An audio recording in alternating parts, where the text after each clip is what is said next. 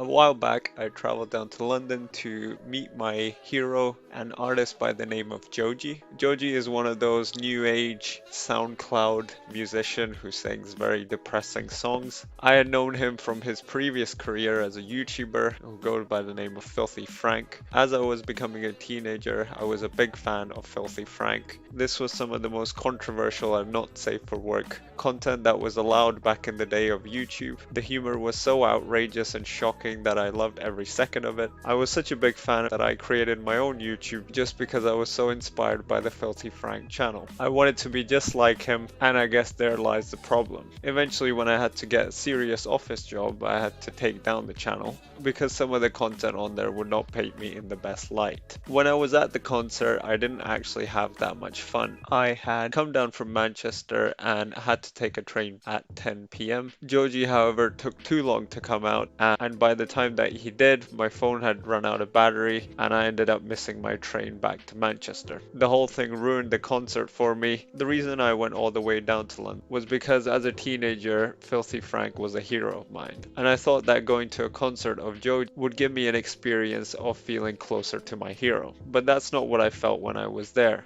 Joji, in fact, had lots of fans, and seeing him so far away on a stage made me feel like I was even more distant to him than I did when I was watching his videos. I guess that's the problem with fame and these internet type relationships. They're not reciprocated. Joji had so many fans, but he knew none of us. Meanwhile, we all felt like we knew him. It makes me think about one of my favorite TV shows growing up. When I was going to school, I would wake up early every morning, make a bowl of cereal, and sit down to watch my favorite program called Yu-Gi-Oh! GX. This was a card TV show where a high school student used duel monsters to defeat his enemies. In one of my favorite episodes of this show called The Copycat, one of the students at the school steals the deck of a legendary duelist and pretends to be the legendary duelist, thinking that he could defeat anyone now that he had the deck of a master. The problem was that this didn't actually work. Even though he had the deck of a master and he could copy his moves, it didn't actually make him the master. So he ends up getting beaten and feels frustrated and doesn't understand why he didn't win despite having the deck of a master and acting like him. The lesson he gets taught at the end is that he has to be himself. He can't copy other people because it comes off as disingenuous, and that's not actually him. I don't know if I actually believe there's such a thing as yourself, but I certainly believe that you can try and be a bit more authentic and try to realize what is influencing you. I think that being yourself when you're younger is a lot harder because you're still figuring out who you are, and sometimes that simply means copying your favorite celebrities or your friends or other people around you in order to figure out what you like and you don't like and carve out your own identity. As human beings, we're hardwired to smell out inauthenticity. I think one of the reasons my older YouTube channel did not become successful was because I was trying to copy other people. And although admiring other people's work or liking who they are as a person can be flattering and mean that you have good taste, it's a long shot from copying and pasting their personality onto your own. Joji has moved on now from his Filthy Frank days, and I guess I've moved on and got a serious job and started to live my own life. Maybe that's the problem with meeting your heroes. You realize that they're just ordinary like you.